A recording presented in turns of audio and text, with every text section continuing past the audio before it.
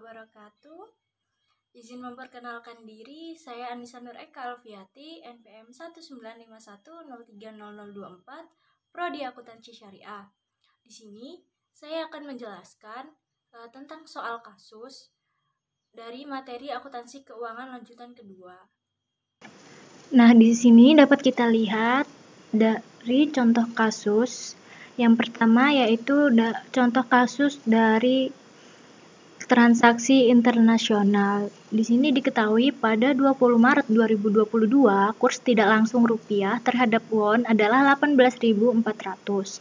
Berapakah kurs langsungnya? Nah, contoh kasus yang kedua itu contoh kasus dari materi kontrak forward.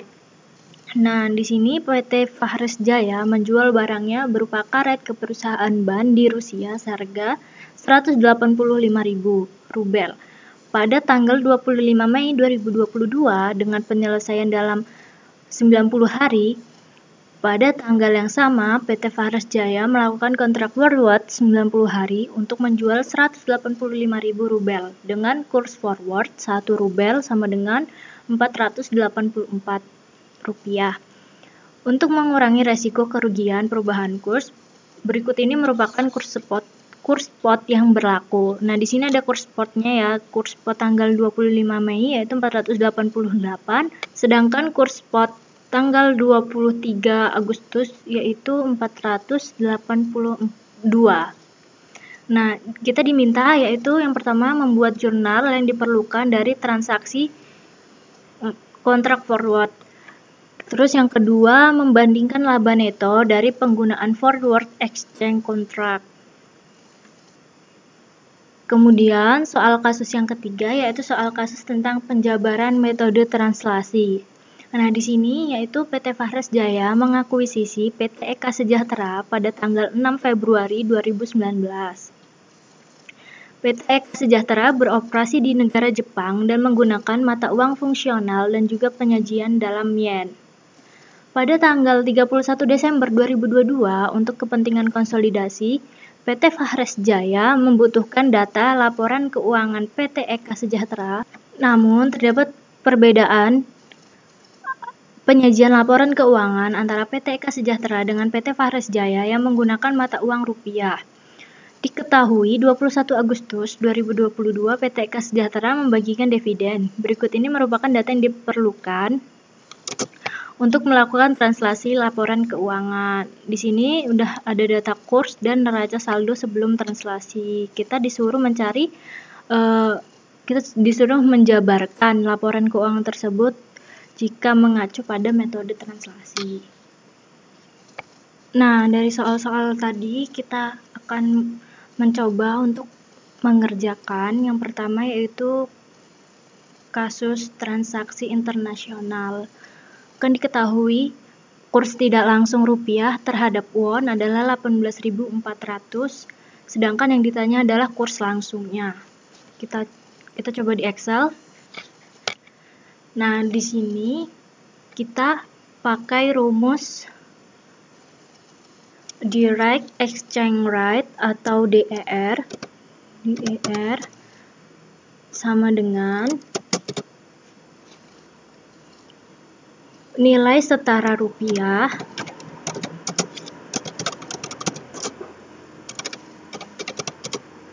dibagi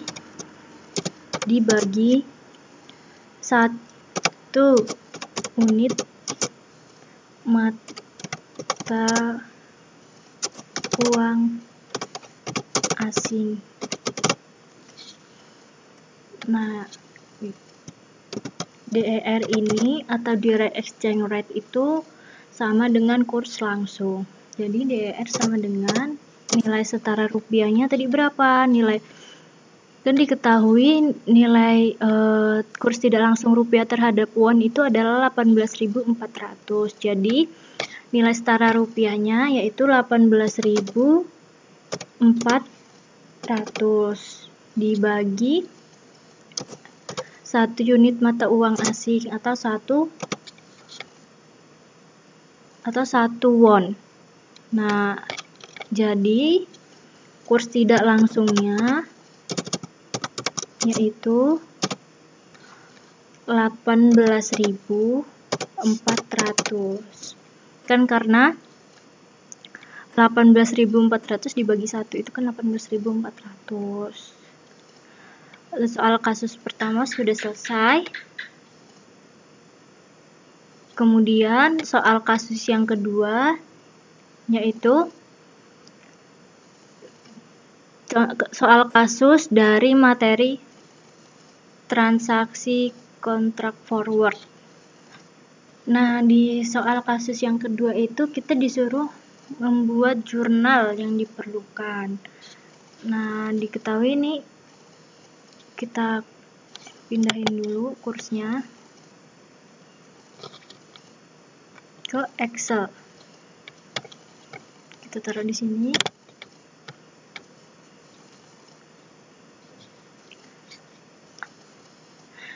Di soal itu, PT Fahris Jaya menjual barang berupa karet ke perusahaan ban di Rusia seharga 185.000 rubel pada tanggal 25 Mei 2022. Nah, jadi jurnal yang pertama yaitu kita membuat jurnal penjualan barang.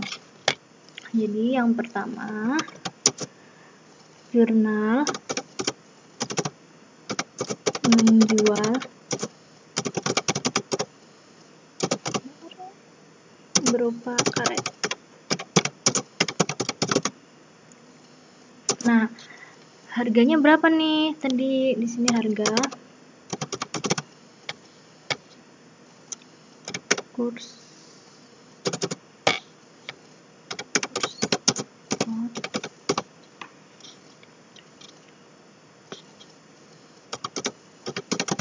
kita hitung dulu ya. Kita dari 185.000 rubel itu kita rupiahkan dulu. Nah, kan harganya tadi menjual barang berupa karet seharga 185.000. Nah, di tanggal 25 tadi ini kan kurs spotnya itu 488. Nah, jadi harga rupiahnya yaitu harga karet tadi yang 185.000 rubel dikali dengan kurs spot yang 488. Jadi nilai rupiahnya yaitu 90.280.000. Jurnalnya yaitu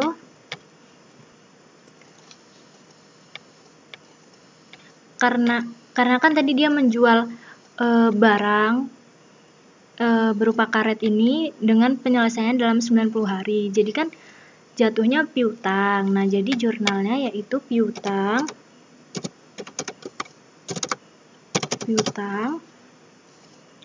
pada penjualan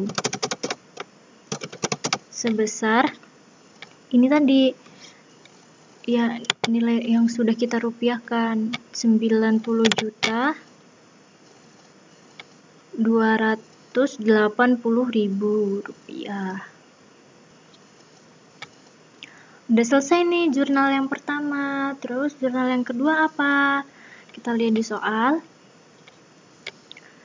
Di sini kan pada tanggal yang sama, tanggal 25 Mei, PT Fahris itu melakukan kontrak forward selama 90 hari untuk menjual 185 rubel dengan kurs forwardnya 484. Di sini kita buat jurnal transaksi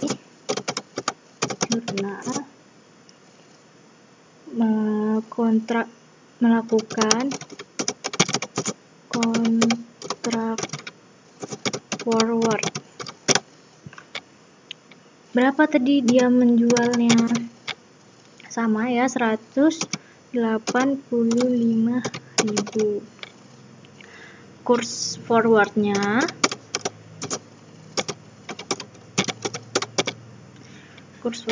tadi 484. Jadi kita tulis kurs forwardnya 484.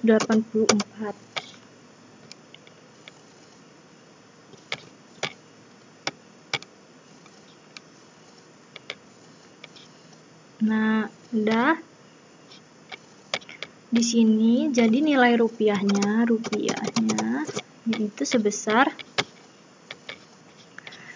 berapa? Sama kita kali harganya 185.000 dikali dengan kurs forwardnya. Nah, karena kan tadi kan PT Fahres Jaya itu melakukan kontrak forward dengan kesepakatan kurs forwardnya itu 484.000. Jadi 185.000 dikali 484.000, jadi nilai rupiahnya itu sebesar 89.540.000. Nah, udah ketemu. Kemudian jurnalnya, karena kan kita tadi menjual 185 rubel dengan kontrak forwardnya selama 90 hari. Jadi jurnalnya itu dia piutang kepada broker pada hutang kepada broker sebesar berapa? Sebesar ini 89.540.000. Kita copy sini.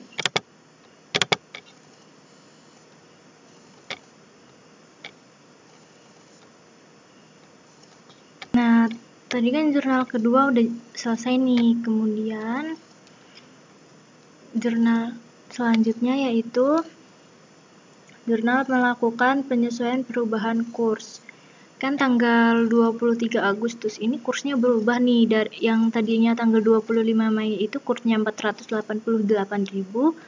Pada saat pembayaran kursnya itu berubah menjadi 482.000. Jadi kita harus melakukan penyesuaian kurs terlebih dahulu gitu. Jadi jurnal yang ketiga yaitu penyesuaian perubahan kurs. Ketiga, jurnal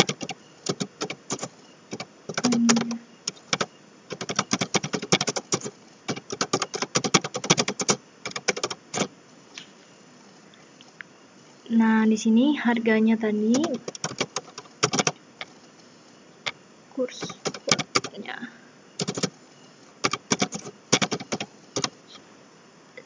Nilai rupiah.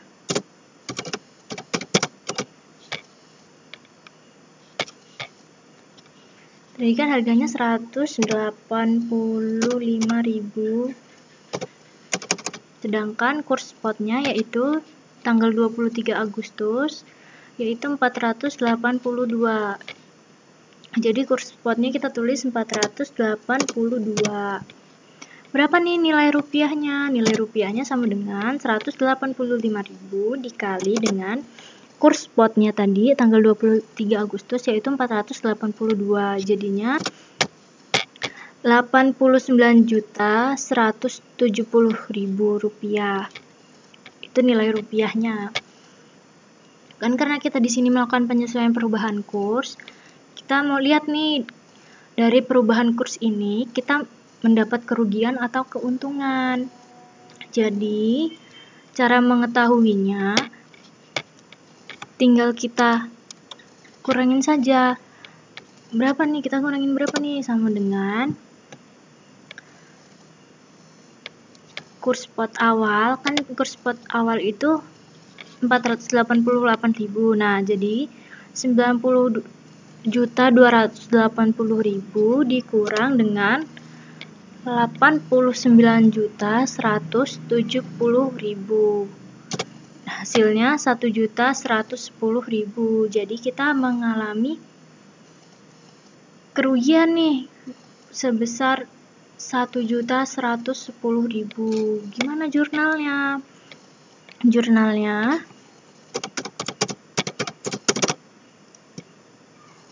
sama dengan,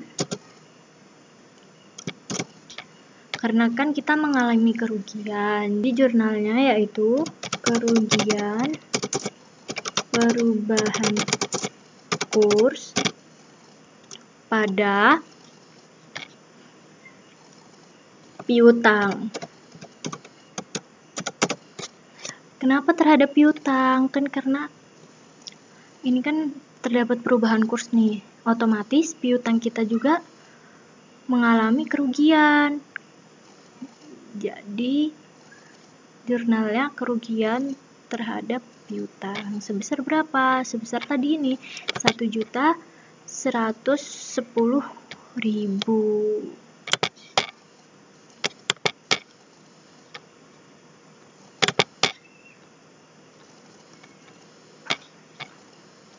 Kita ke accounting dulu. Nah, jurnal ketiga udah selesai. Kemudian jurnal yang keempat, kan PT Fares Jaya ini kan menjual ke perusahaan ban di Rusia ini kan dengan waktu selama 90 hari. Nah, jadi dia melunasi hutangnya pada tanggal 23 Agustus. Jadi jurnal yang keempat setelah perubahan kurs tadi, penyesuaian perubahan kurs, kita membuat jurnal melunasi hutang, karena kan tanggal 23 itu kan si perusahaan ban di Rusia itu melunasi hutangnya. Jadi jurnal yang keempat, jurnal melunasi hutang. Nah, kan karena di sini kita tadi tanggal 23 itu melakukan perubahan kurs, jadi otomatis kan piutang kita berubah.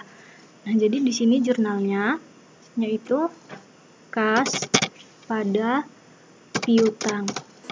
Sebesar berapa? Kan tadi setelah dirupiahin itu kan berubah menjadi 89.170.000. Jadi yang tadinya 90.280 menjadi ini nih tadi yang kita cari di penyelesaian perubahan kurs itu. Jadi 89.170.000. Jadi kita masukkan kasnya sebesar 89.170.000 pada piutang. Piutangnya juga sama.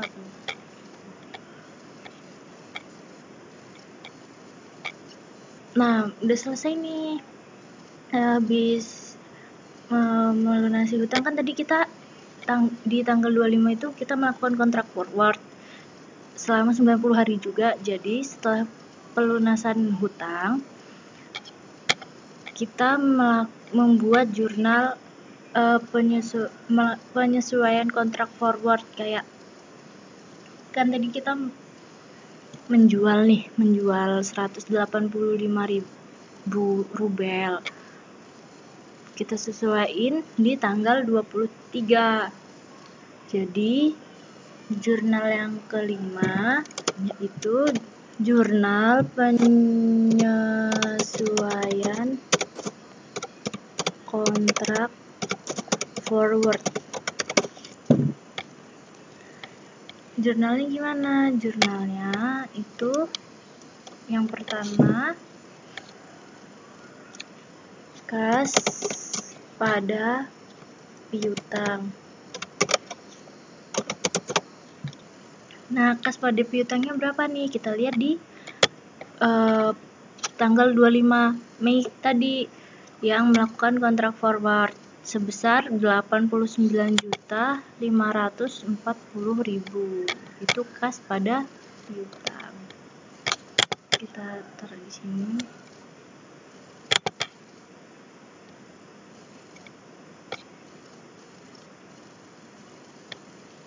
Kemudian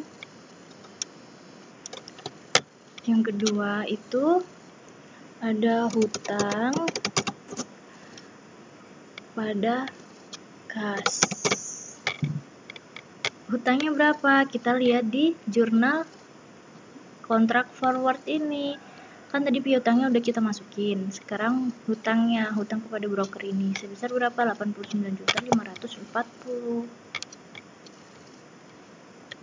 Kita masukin hutangnya sebesar 89.540. kasnya berapa? Kasnya itu kan karena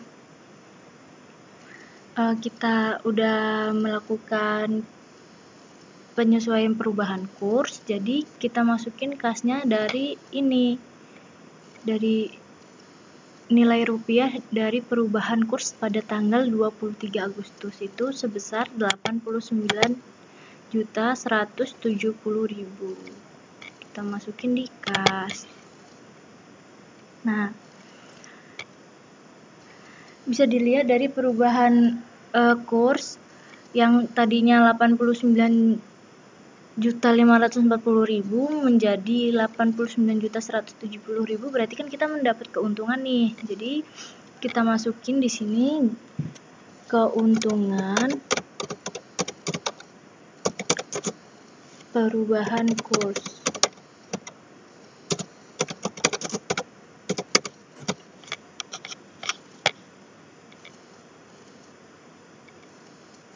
Nah, sebesar berapa nih? Sebesar sama dengan 89.540.000 dikurang 89.170.000. Jadi kita mendapat keuntungan 370.000 dari penyesuaian kontrak forward.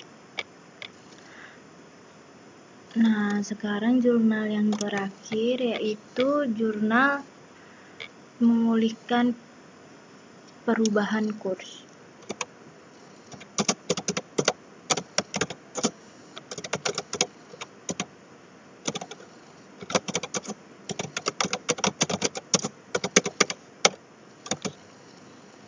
Nah, jurnalnya gimana? Jurnalnya itu keuntungan perubahan kurs ada kerugian. Perubahan sebesar berapa? Sebesar ini tadi 370.000. Kan karena ini kan keuntungan 370.000 ini kan keuntungan setelah melakukan penyesuaian perubahan kurs. Jadi kita masukin sebesar 370.000.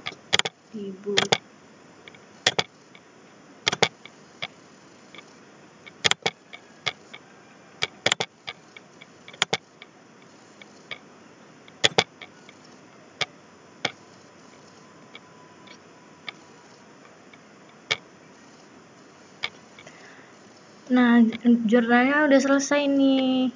Kemudian soal pertanyaan yang kedua ya. Pertanyaan yang kedua yaitu diminta membandingkan laba neto dari penggunaan forward exchange contract. Nah, kayak mana sih perbandingannya? Kan kita bisa lihat nih dari jurnal penyelesaian perubahan kurs ini kan kita mengalami kerugian kan akibat perubahan kurs sebesar 1.110.000. Nah, kita tulis dulu di sini tanpa kontrak itu kan kerugiannya 1.110.000. Nah, dengan kontrak ini menjadi berapa kerugiannya? Nah, jadi kerugian dengan kontrak ini kan karena habis penyesuaian perubahan kurs itu kan di penyesuaian kontrak forward ini kita mengalami keuntungan kan sebesar 370.000. Jadi 1.110.000 yang kerugian akibat perubahan kurs ini dikurang dengan keuntungan dari kontrak forward. Jadi berapa nih kerugian saat kita menggunakan kontrak forward? Nah, kita hitung kerugian dengan menggunakan kontrak forward itu dari 1.110.000 dikurang keuntungan dari perubahan kurs yang ini penyesuaian kontrak forward sebesar 370.000.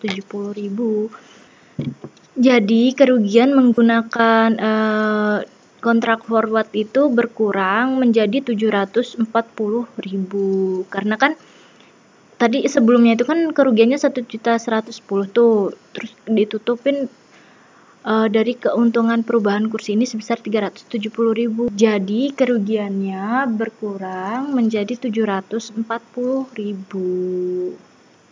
Nah, contoh kasus yang ketiga itu kan contoh kasus dari penjabaran metode translasi. Nah, di sini kan udah diketahui data kurs sama neraca saldo sebelum translasi. Yang ditanyakan itu bagaimana cara menjabarkan laporan keuangan tersebut jika mengacu pada metode translasi. Nah,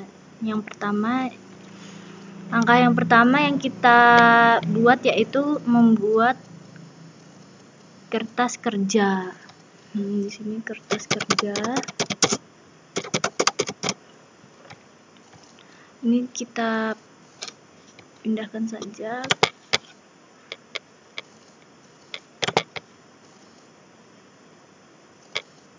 Nah, di sini ya, di bawah. Nah, dari kertas kerja ini kita menambahkan kurs yang tadi nih, data kurs ini ke kertas kerja. Di sini kita tambahkan di sini ya. Terus nanti hasilnya jadi debit kredit juga, tapi dalam bentuk rupiah. Di sini kredit.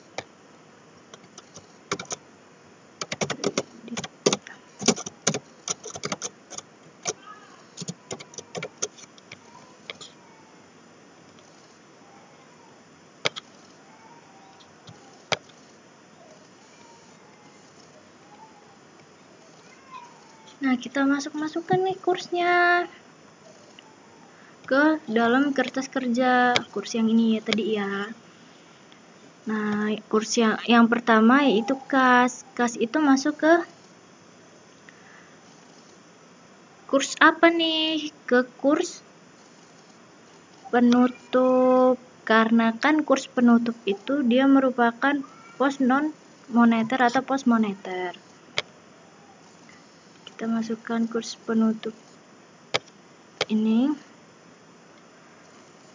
sebesar 2.450. Kita masukkan sebesar 2.450. Udah kan, gasnya kita masukin kurs sebesar 2.450. Kemudian ada piutang masuk ke kurs penutup juga. Persediaan juga masuk ke kurs penutup. Sama tanah juga masuk ke kurs penutup, sampai ke utang bank dia masuk ke kurs penutup. Utang bank masuk ke kurs penutup. Sedangkan kan di sini ada saham biasa, saldo laba, pendapatan, beban sama dividen kan. Nah, saham biasa ini masuk ke mana? Saham biasa ini masuk ke kurs yang tanggal 6 Februari 2019. Kenapa? Karena kan tanggal 6 Februari 2019 ini kan PT Faharis itu mengakuisisi. Jadi tuh kayak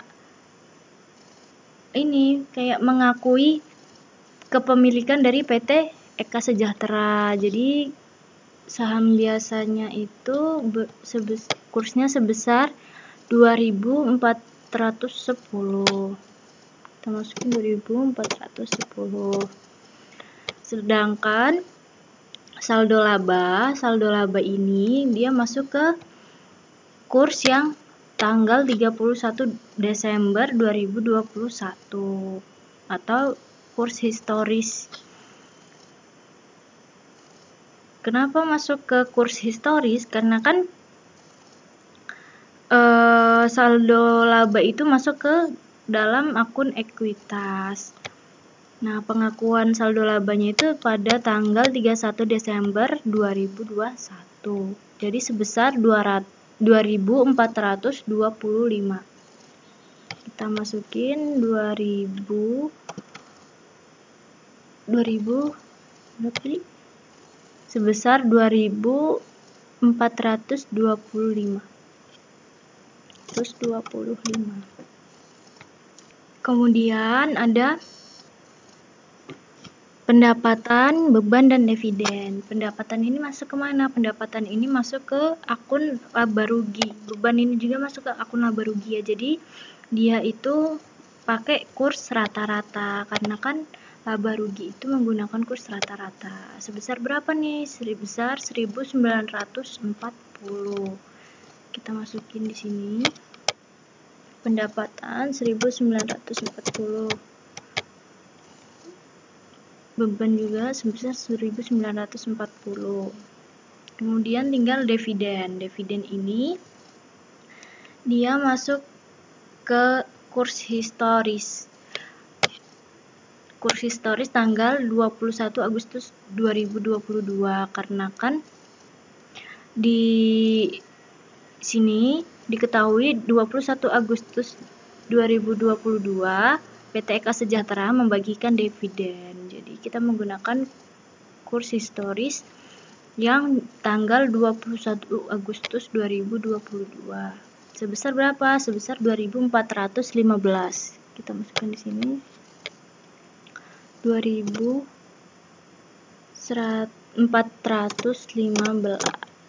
Kemudian kita hitung dalam nilai rupiahnya, tinggal dikali-kali aja ya, 800 dikali kursnya 2400.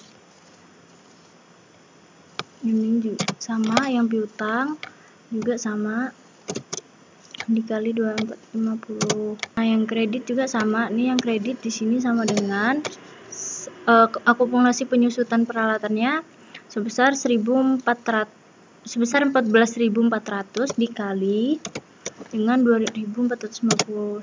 Nah, seperti itu ya. Nah, di debit kita hitung jumlahnya yaitu 218.066.500. Sedangkan di kredit jumlahnya yaitu sebesar 217.355.000. Nah, jadi di sini dapat kita lihat itu besar di debit ya. Jadi kita harus menentukan apakah terjadi kenaikan atau penurunan. Nah, kita hitung dulu selisihnya. Di sini selisihnya sama dengan 218 juta dikurang 217 juta sama dengan, jadi selisihnya itu 711.500. Karena lebih besar di debit, jadi si PT Fahres Jaya tadi ini mengakui kenaikan nilai investasi di PT Eka Sejahtera sebagai kenaikan dari penghasilan komprehensif lainnya. Besar di debit lebih besar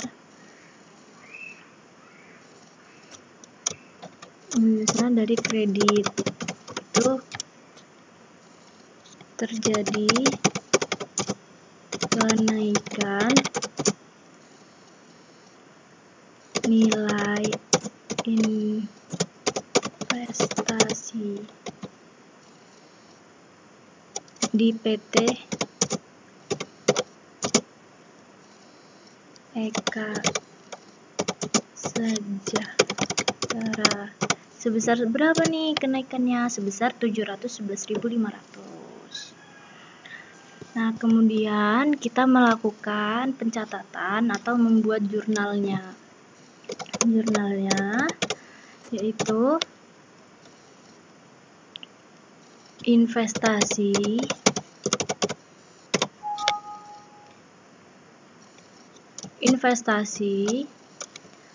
PT Eka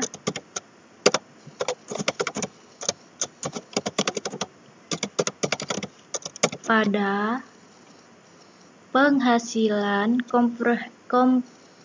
komprehensif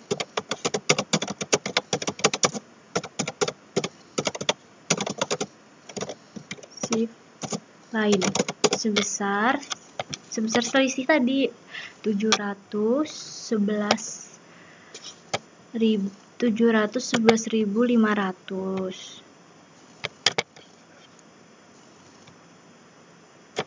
Kita masukin di sini.